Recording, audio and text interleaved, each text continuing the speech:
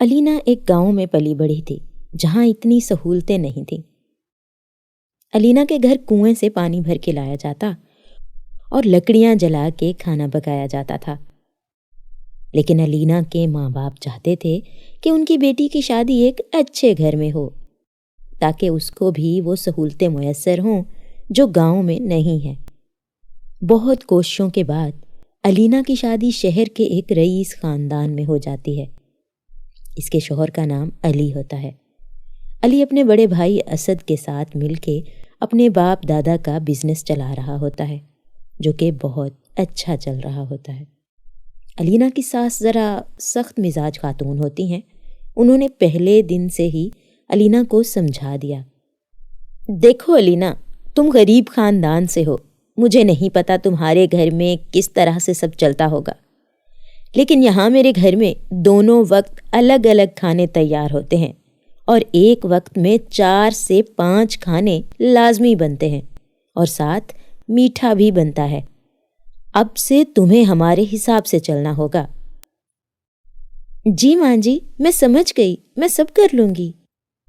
ठीक है, जाके किचन संभालो, बाकी के काम के लिए यहाँ बहुत से नौकर हैं, लेकिन किचन का काम तुम दोनों बहुओं को मिलकर करना होगा। अलीना किचन में जाती है और अपनी भाभी से पूछती है, भाभी खाने में क्या बनाना है, हम मिलकर बना लेते हैं।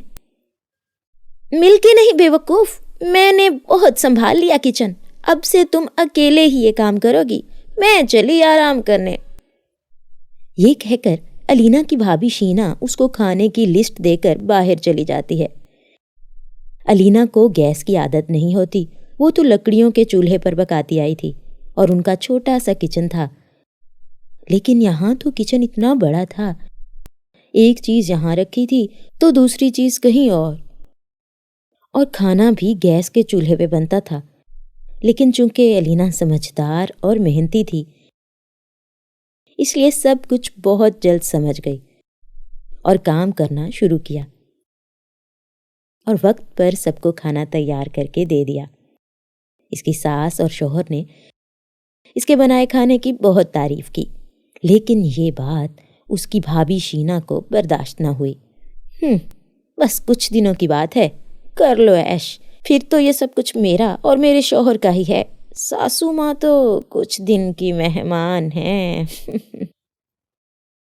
अलीना मज़े से सुख के दिन गुजार रही थी। उसके शौहर और सास भी उससे बहुत खुश थे कि अचानक उसकी सास की तबीयत खराब हो गई और आखिर वो वक्त आ ही गया जिसका असद और शीना को इंतज़ार था। अलीना की सास इस दुनिया से चल बसी और असद और शीना प्रॉपर्टी के नकली कागजात पहले ही तैयार करके बैठे थे। सब कुछ अपने नाम करा चुके थे। कुछ दिन बाद ही असद ने अली से कहा, माँ ने मरने से पहले सब कुछ मेरे नाम कर दिया था, इसलिए तुम अपनी बीवी को लेकर यहाँ से चले जाओ। लेकिन भाई, ऐसा कैसे हो सकता है? ये सब तो हम दोनों का है। माँ ने कई बार मुझे बताया कि हम दोनों इस जायदाद में बराबर के हिस्सेदार हैं। वो सब मुझे नहीं पता, ये देख लो कागजात, माँ ने सब कुछ सिर्फ मेरा नाम किया है। ये नकली कागजात हैं, आप झूठ बोल रहे हैं। अच्छा, ऐसा है तो तुम केस करके अपना हिस्सा वापस ले लो, लेकिन अभी यहाँ से निकलो।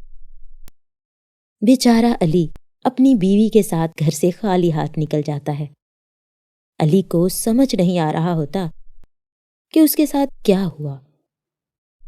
ये क्या हो गया? मैं तो सड़क पर आ गया, मेरे पास तो केस करने के पैसे भी नहीं हैं। आप परेशान ना हो, सब ठीक हो जाएगा। कैसे ठीक होगा? हम कहाँ जाएंगे, कहाँ रहेंगे, क्या खाएंगे? अली को कुछ समझ नहीं आ रहा होता। अलीना अली को लेकर शहर के मेन रोड के पास वाली बस्ती में चली जाती है। वहाँ एक झोंपड़ी डालकर रहने लगती है। अलीना, तुमने हमारे लिए छत का भी इंतजाम कर लिया, मेरी तो कुछ समझ में नहीं आ रहा था। परेशान ना हो, खाने का भी इंतजाम हो जाएगा। अलीना आसपास के घर से कुछ राशन लेती है और लकड़ी का चूल्हा बनाकर उस पे खाना पकाती है।